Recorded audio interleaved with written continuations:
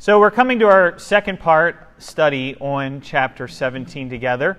And last week we saw a few different characters in the vision. First off, we saw a woman. She's described, contrasted with another woman in the Bible and in the book of Revelation. This woman is not a bride. She's not pure. She's not faithful. She's not the New Jerusalem coming down from heaven. This woman is described as what? Prostitute, a harlot, right? The old King James called her the whore, right, of Babylon. Very strong language. She's very contrasted. And then we have a city, right? Not the New Jerusalem, a city, Babylon. And in previous visions, just as a review, we saw Babylon called out, and the fall of Babylon was already stated in Revelation. But now, John, in this vision, he's getting us this very detailed depiction of what it means for Babylon to fall. So we really introduced it last week in the first verses we studied. And this week, thankfully in God's mercy, he is going to explain exactly what this vision stands for. And that's really helpful. In fact, most of the visions, he doesn't explain all the details. It's not until later in the book he starts to do that, and we should be very grateful for when he does, because that helps us to go back and understand earlier passages. And that's what we've tried to do as we've been studying. I've been often quoting later in the book to help us understand the earlier text. So here we go. Let's continue on looking at the woman, the beast, and the fall of Babylon. Let's pick up together, if we would, in verse 7 for context's sake. The angel says to John, "Why do you wonder? I will tell you the mystery of the woman and of the beast that carries her, which has the 7 heads and the 10 horns. The beast that you saw was and is not, and is about to come up out of the abyss and go to destruction. And those who dwell on the earth, whose names has not been written in the book of life from the foundation of the world, will wonder when they see the beast, that he was and is not and will come. Here is the mind which has wisdom. The 7 heads are 7 mountains on which the woman sits, and they are 7 kings. 5 have fallen, 1 is, the other has not yet come. And when he comes, he must remain a little while. And the beast, which was and is not, is himself also an 8th, and is one of the 7, and he goes to destruction. And the 10 horns which you saw are 10 kings, who have not yet received a kingdom, but they receive authority as kings with the beast for 1 hour. They have one purpose, and they give their power and authority to the beast. These will wage war against the Lamb. And the Lamb will overcome them, because he is Lord of lords and King of kings, and those who are with him are the called and elect and the faithful." We'll stop right there. So the angel comes to John after he has this first vision. Remember, we said that these visions are like 4D. He's experiencing them. He is being caught up in the Spirit. Do you remember where was the location of this vision compared to most of the visions in Revelation? It's in the wilderness. He doesn't get called up to heaven on this one because the things he's seeing are better seen from the wilderness, like Elijah. Remember earlier we saw for the 1,260 days, right? 3.5 years. The church is facing tribulation. And that's just symbolic of Elijah and his 3.5 years of tribulation. So we're back in the wilderness again. John sees these visions. And then we saw the beast last week. We introduced the beast again. We've already saw the beast in detail in chapter 13. But we said the beast here is just really false Trinitarian language. This is Revelation has this false trinity of 3 characters. Who are they? Obviously the beast is one. The dragon, the beast, and who else? And the false prophet, right? The second beast. So you've got a false trinity, and you'll notice how the beast is described here in verse 8. It says here, him who is and what? Well, let me quote it exactly. It says, the beast that you saw was and is not and is about to come. Just like the descriptions of who earlier in the book? Jesus. Jesus who was and who is to come. parallel language. So this is why people read this language and they say this is an anti-Christ type figure. And it's important to say, I got a whiteboard now, so excited. It's important to say that when we read Revelation, and you see this expression here, anti, this prefix anti, most people think against. But in the Greek language, anti can have two separate meanings. So what do you think the other meaning might be? Yes? Instead of, right. Or, I'll be a good Baptist and alliterate, two A's. Instead of or another, right? Anti can have the idea of another one. And I think you see both of those connotations in this character throughout the book of Revelation. There's like a sense of trying really hard to be like the real one. Again, Jesus shows up in Revelation and he's a dragon. Whoa, did I get that right? He's a lamb, right? This is a beast, a dragon. So, who is and was and is to come, very similar language. So most people read this and they see that idea. Notice that this beast ascends up out of the bottomless pit. The same exact language that we see remember in chapter 13, when the beast ascends, comes out of the sea and out of the abyss. And, by the way, very interesting, all right, this is one of those tuck this idea away. We're going to get to chapter 20, the most controversial chapter for some in the book of Revelation, and Satan is cast into a what? What kind of a pit? This bottomless pit. All right, this abyss, if you will. And I don't know if you've ever thought about the metaphysics of a bottomless pit before. We'll get there. But is there really such a thing as a bottomless pit? Of course not, right? Because bottomless would mean you would be perpetually falling. So most people understand this as a metaphor of something that is happening to Satan. And we'll get to that. And clearly here, there's an ascension out of the bottomless pit. And we are told here, of course, the statement about those whose names are not written in the book of life. So we've got another mention of the book of life. And when were their names written? Right, before. So we're talking, when we say before the foundation, we're talking John 1:1. In the beginning was the Word was with God, the Word was God. So in the beginning, the Word was already there. Jesus is the eternal Son of God. He's always existed. And before the creation of the world, these names were written in this book of life. Yes? It says, and is not. I'm starting to go back to that, but I'm trying to figure Jesus and is, or just and is not. What is the expression? So if you were to go back to chapter 11, and you can turn back there, so the question is, what is this is not?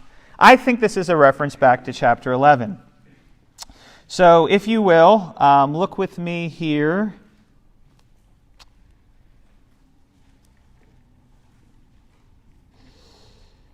Let's look. I'm going to just start reading because I can't remember what verse it is, but we'll find it. So verse 5 or verse 4. There are these two witnesses are two olive trees and lampstands that stand out before the Lord of the earth. And if anyone wishes to harm these witnesses, fire comes out of their mouth and devours their enemies.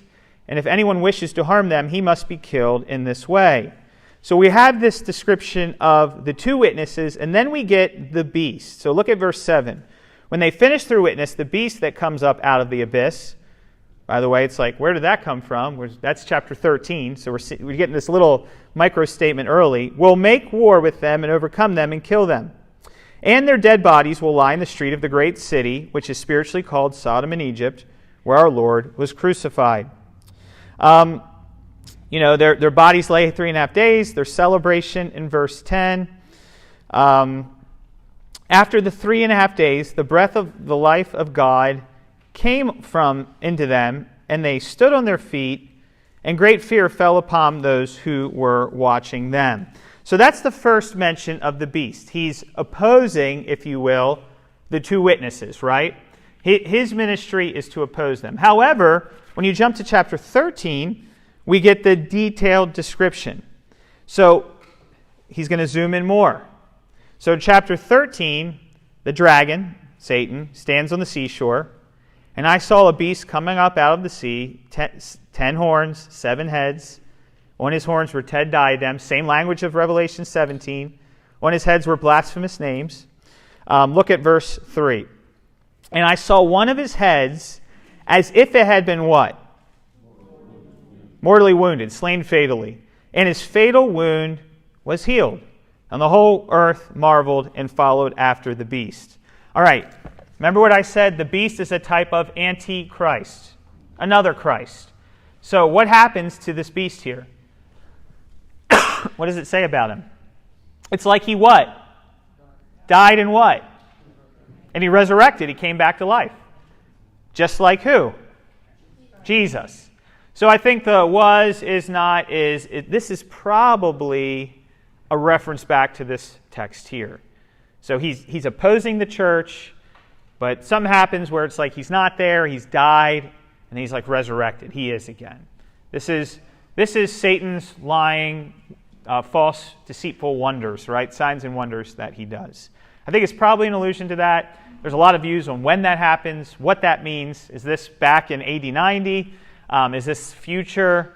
I would probably say yes, yes, yes. All right, this has happened a lot in history and will continue to happen with these kinds of antichrists. Because remember, there are many antichrists, John tells us. There are many. So there is one antichrist. There is a antichrist, but there are many antichrists. That's that. Kind of filling the gap a little on that thought. All right, so continuing on here, in verse 9, we get the wisdom statement. Here is the mind which has wisdom. That's just like what we read earlier when we talked about the mark of the beast in chapter 13, verse 18. So, what is this wisdom? The 7 heads are the 7 mountains on which the woman sits. That's verse 3 being interpreted, right? The woman sits on 7 hills. Well, what is going on here? What are the 7 mountains? Well, you go back and you read the ancient poets and Roman writers like Pliny and Virgil, and you'll find out that Rome was always considered the city that sits on 7 hills. And back in chapter 2 and 3, the 7 churches are being persecuted by Rome. And some have said, this is the papacy because the Vatican is in Rome in the city of 7 hills. But what it actually says here is that the 7 heads are the 7 mountains on which the woman is sitting. So again, what did we say about in the vision, this woman, this harlot? What does this sitting on the beast on the hills represent? She's what? Control. She has control. It's seductive language, right? It's kind of immodest language, if you will. She's controlling this beast. She's a prostitute. So, you get the idea here that John's seeing. It's not necessarily PG language per se, showing the seduction of sin and the control she has. And who are, verse 10, the 7 kings? What does it say there? Look next. There are 7 kings. 5 have fallen. 1 is, and the other has not yet come. And when he comes, he must remain a little while. And then we have the same language about the beast in verse 11. It almost starts to get a little confusing. So let's slow down for a minute. Some read this and they say, okay, so we're assuming that this book is written in the 90s. That's what church history records, the Roman Emperor's Domitian. And some will read this and they will say, this is the different Caesars. So Julius Caesar, Augustus Caesar, Tiberius, Caligula, Claudius, Nero, Domitian. That's how a lot of people will read this. Others will read this and they will say that these kings are representing kingdoms like Egypt, Assyria, Babylon, Medo-Persia, Greece, Rome. The thing that really throws everyone off is the statement, 1 is and 1 has not yet come. So there is 1 is still to come. There's more coming. This isn't over yet. This isn't done with. This isn't fulfilled yet as John writes this. So I really like what William Hendrickson has written here. I think this is probably the best way to read this kind of a text, because what we can always do is newspaper interpretation, meaning we can look at today and say, all right, I know who this is. It was in the 90s, it was Saddam Hussein.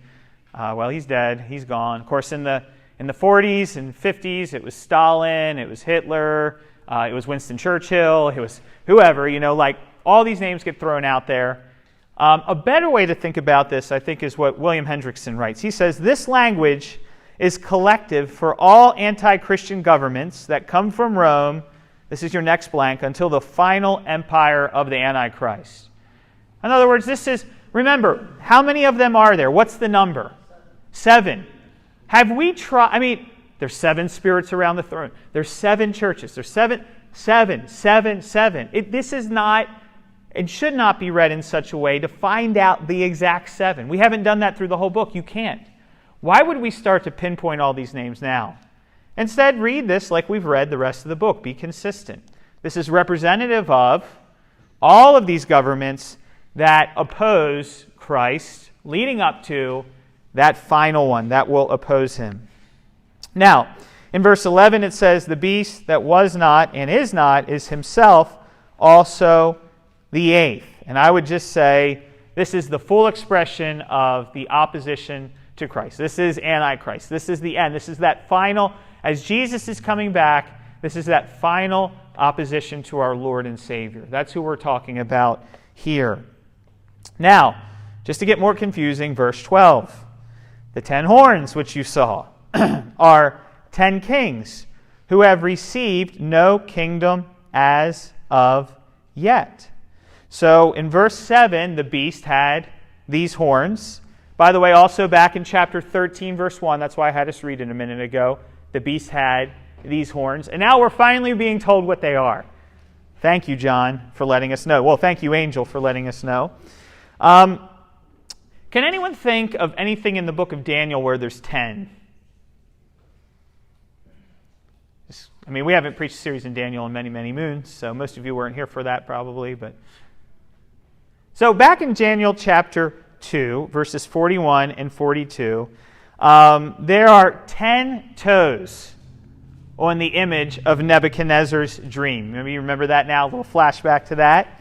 Also, in Daniel chapter 7, verse 24, there are 10 horns on the 4th beast. So I think that's in your notes, if someone would read that, please. Some identify these 10 horns with political entities. Would you actually read the verse? Daniel 7:24.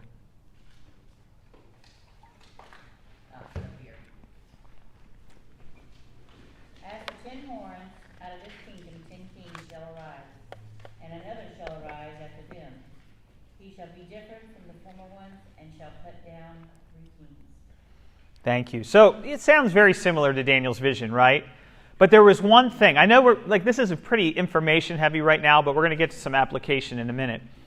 Back in chapter 13, if you were there, when we looked at the beast and the description of the beast, we said, this is just like Daniel's beast, but it's not. Because the beast of Revelation takes all 4 of Daniel's and does what? Combines them into one guy. That's the difference. And so this is very parallel language. So what do these 10 represent? Again, it would be very easy to say, okay, this is the 10 quadrants of the world, the United Nations. I don't know that there's 10 quadrants of the United Nations. I'm making that up. I don't think there is. This is the 10 states in the European Union, right? This is a future world organization that's going to develop. That's kind of a lot of the novel type interpretations. Read this. Again, there's been a lot of 10s in Revelation, and there's thousands, right? There's a lot of numbers that end with 0 in the book of Revelation. So I think probably safest way to read this is the 10 represent all of the earth's kings, not just 10 specific kings or nations that are deceived and gather in support of Satan, of the beast, of the dragon, for that final insurrection against Jesus. We saw that in the last chapter, right? And we're going to see it again in Revelation 19, that final battle that's typified as the nations of the world come together. We saw it in chapter 16 at what place? What's it called? Armageddon, right? This great opposition against Jesus Christ. Now, I think the biggest point that God is making here is a contrast. Because read what Charles Ryrie has said here. He writes, Christ's titles King of Kings and Lord of Lords, are especially significant in light of the lordship the beast will assume over these kings. Why 10? I think the point is to say the whole point of Revelation is Jesus is king and he rules and reigns and wins, right? And it's like you can have 10 kings supporting this beast, Satan, but they're nothing because he is the King of Kings. John's trying to make that contrast in our minds. And they only get authority for how long, according to this? 1 hour. 1 hour. Short period of time. Now, we've seen the 1 hour language before, and I argued that it doesn't mean a literal hour. It's just symbolic for a short period of time. So let's prove that. Someone go back and read Revelation chapter 3, verse 10. Because you have kept my word about patient endurance, I will keep you from the hour of trial that is coming on the whole world, to try those who dwell on the earth. So nobody thinks there's only 1 hour of trial that's coming on the whole world, literally, right? It's a metaphor, it's a statement, and you get the point, right? God's going to take care of his people in tribulation. He's going to watch over them. And then later in chapter 18, as Babylon falls, someone read 18:10.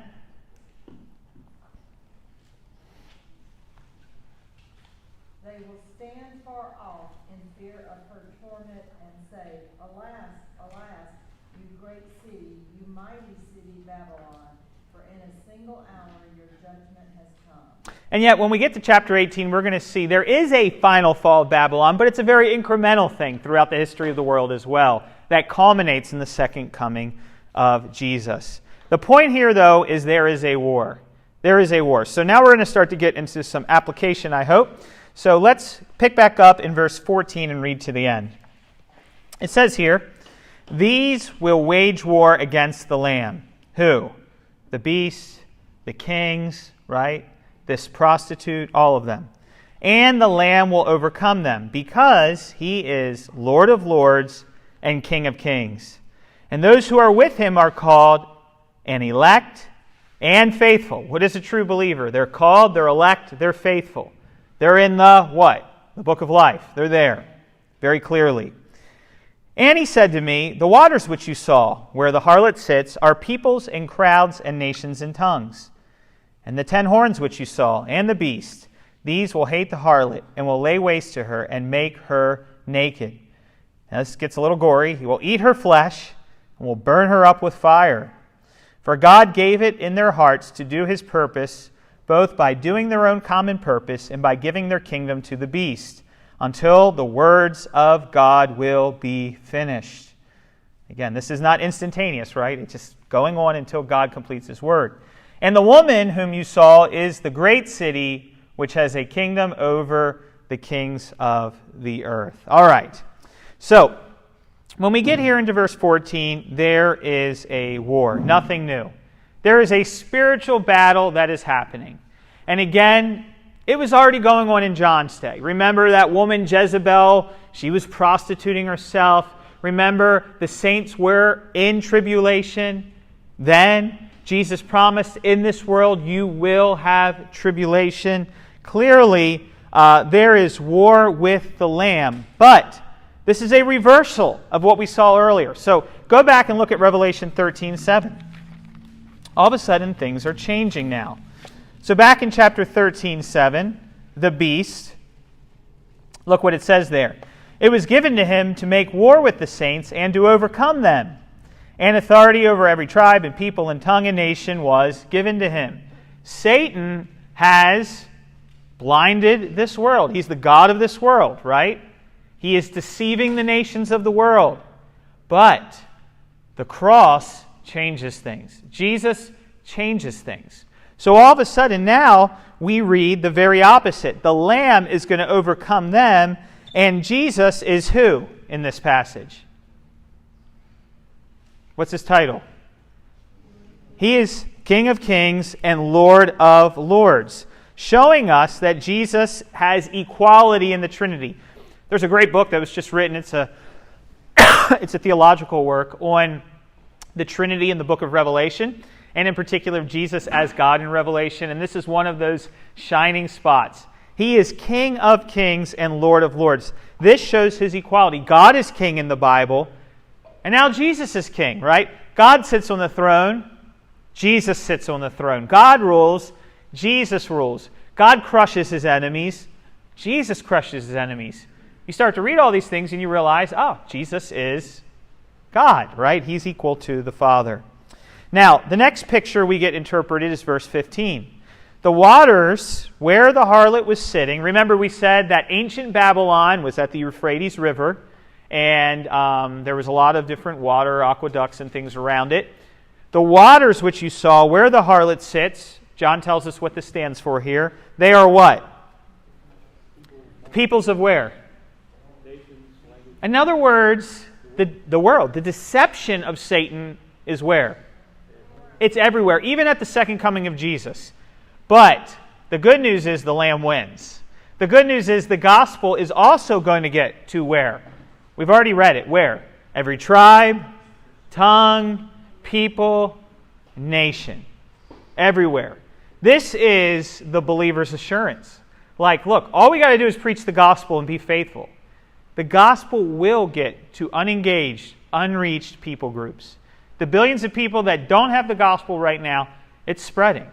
It continues to spread, and it will spread, and we will win in the end. Because Jesus said this gospel will be preached in all the world for a witness unto all nations, and then the end will come. And we already saw in Revelation 5 and 7, even every ethne, every people group will be around the throne of God, worshiping him. So clearly the gospel wins. Now, all of a sudden we get this really weird picture in verse 16. So evil turns against evil. Do you see that here? What happens? Just as a quick summary. They eat themselves as ladies. Yeah. They eat themselves. They devour themselves, right? The wicked devour the wicked. The wicked are never good bedfellows. In other words, in the Gospels, you see the Pharisees and the Sadducees get together in an unholy alliance against who? And then they unite with who? Rome, to get rid of Jesus. And guess what? They still hate each other and turn on each other over and over again. And this should be an encouragement to Christians to play the long game, right? Why? Because it may often seem like the whole world is against us. But what do we read here? What is this telling us? Is this alliance of the wicked a true alliance? Is this people that are bought by the blood of Christ, united together by God the Holy Spirit in unity together, confessing the same faith under the same Lamb? I mean, it's amazing. Think of the unity in a true gospel-preaching church, right? We come together, different ethnic groups, different places in the world. I mean, Pensacola is a melting pot. You know, you look around our church, it's amazing. We have people from all over the place. I love it. And there's no other organization in the world where you can get all these kind of people together and they actually like each other. It's absolutely impossible to find. And they forgive one another, and they put up with one another, and they reach out to one another when they don't have to. And you don't have to pay them money to do it. They just do it because they like each other, right? And yet the world devours each other. They bite, and like the language of the Psalms says, they bite and they consume one another. Now, David Guzik writes here about how they destroy the prostitute. This has always been the goal of tyrants and most politicians. I think this is really important. They use religion for what? Their purposes, and then they discard it. And I think that's what you're seeing depicted here. They use false religion when it suits them. Remember how I started chapter 17? Someone once said that religion is the what? The opiate of the masses. But guess what? When religion is not needed anymore, religion is discarded. Hence why true Christians should always be very wary of uniting state and church in this kind of format. We should always be very wary of unholy alliances with a Caesar who does not bow the knee to Jesus Christ.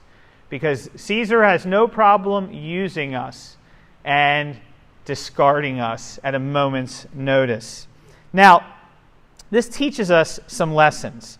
You can think of Judas Iscariot, right? He's outwardly a disciple. He's inwardly a man who worships what? Satan, right. Satan enters his heart. And money. He loves money. He's worldly, he's covetous, he's greedy, and the devil uses him for his purposes. And then after that, what does the devil do with him? Discards him. He's done with him. The pleasures of sin only last for a season. They will hate the harlot. They will make her desolate and naked. They will eat her flesh and burn her with fire. Leon Morris writes here, the wicked are not just one happy band of brothers. They will give way to jealousy and hatred. And at the climax, their mutual hatred will result in mutual destruction. Again, I think the Old Testament helps us to understand this language of eating the flesh. First off, what did Jesus say about communion? Well, not communion, but the communion of the saints in John 6. You have to do what? Eat my flesh and drink my blood to have life. Now, that's not transubstantiation. That is a statement of, if you come to me, you'll never hunger. If you believe on me, you'll never thirst. Communion with Christ, union with Christ. Satan twists these words, right? Twists these words. But go back to the Old Testament. We've seen a lot of Elijah parallels in the book of Revelation. Can anyone think in Elijah and later Elisha's life of someone whose flesh was eaten? A particular individual whose flesh was eaten by dogs. I'm trying to help you out. Wait a minute. Who was the woman in the beginning of the book seducing the church? Jezebel. You've put up with that woman, Jezebel. She's prostituted herself. Who's the woman here riding the beast? She's a prostitute, a harlot. And what happens to her? Her flesh is eaten up. It sounds a lot to me like the same judgment that happened to Jezebel is being described here. Remember, Jezebel wasn't given a proper burial. This is interesting, right? Because when you get to Revelation 19, are any of the wicked who oppose Jesus giving a proper burial? What does it say? The birds of the flesh come down, right? And devour. All right, so we've got to end this. We're out of time. Look at the last two verses here. God gave it in their hearts to do his purpose. Sounds a lot like Pharaoh language. Both by doing their own common purpose and by giving their kingdom to the beast, until the words of God will be finished. This was God's sovereign purpose. In the midst of trials, so now we're going to go back to Revelation 2 and 3. Saints, you're suffering. Domitian's a horrible emperor. John's in Patmos. He's in prison in Patmos, right? It seems like everyone in the world is against you. The kings of this world are opposing you. To be, very modern, right? We've got wicked rulers in the United States of America taking rights away, opposing the gospel of Jesus, telling children to just banish the image of God, try to destroy the image of God. If each person is a masterpiece created by God, they're saying, take a knife and cut the painting up, right? That's what they're saying. And it seems like God is not in control anymore.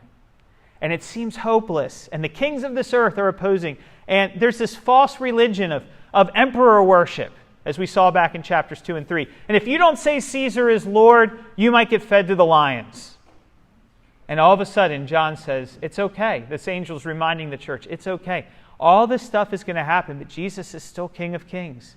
And God put it in their hearts until his word is fulfilled. Listen, the devil, Martin Luther said, is still God's devil, right? God is still sovereign. He's in control. None of this has taken God by surprise, right? Joe Biden, Donald Trump, Barack Obama, George Bush.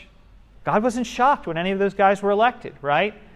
God wasn't shocked when the Supreme Court of the United States of America ruled in favor in Obergefell and legalized same-sex marriage, right?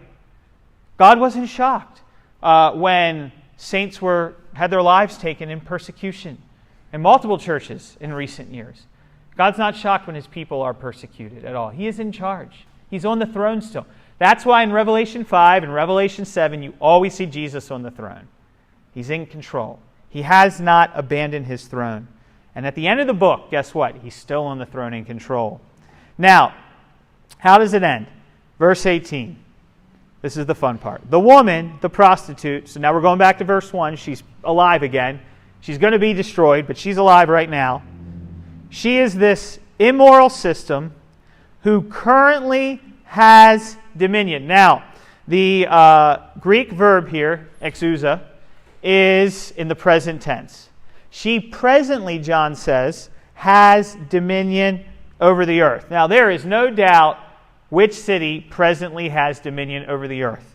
In John's day, Rome was the political, economic, and religious center of the world at that time. Of the world. This is not Jerusalem. This is Rome. No one in the Roman Empire would have doubted that that city reigns over kings.